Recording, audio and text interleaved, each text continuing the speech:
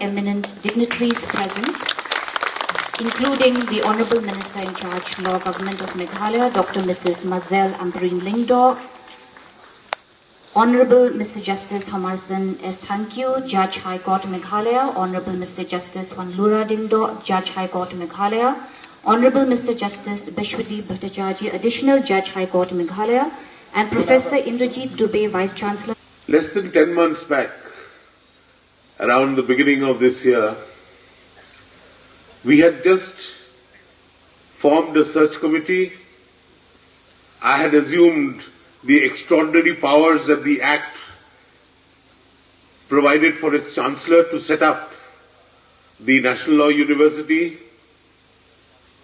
and we had just issued an advertisement hoping we'd get some good talent for the Vice Chancellor's post.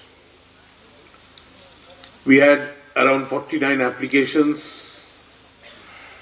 We are grateful to Professor Chakraborty of NUJS, who helped us to evaluate with cogent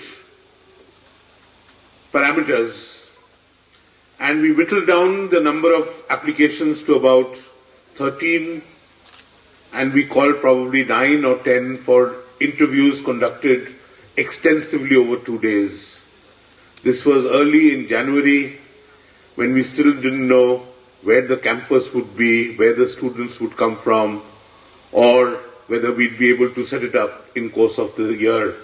That we are all working towards building and ensuring that this institute would at the end contribute immensely to the state of Meghalaya and to the country as a whole.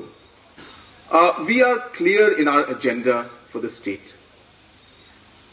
For a very long time, the state of Meghalaya, and in fact many other economies in the country and across the world, have been what we all call an extractive form of economy, which basically means we extract our resources and we built on selling these resources, and that's how the economy or the GDP grows. And hence, we have seen many nations, especially the smaller nations, which have managed to move from what we call an extractive economy into something which we call a regenerative economy.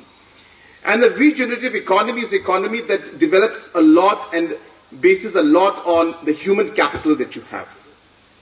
And hence, if Meghalaya in the years to come, in decades to come, this is not going to happen in a single day or a year, but in the course, in the future, if a state like ours has to move forward and come into an area where we start looking at becoming more of a regenerative economy, it is only through development of human capital can we achieve it.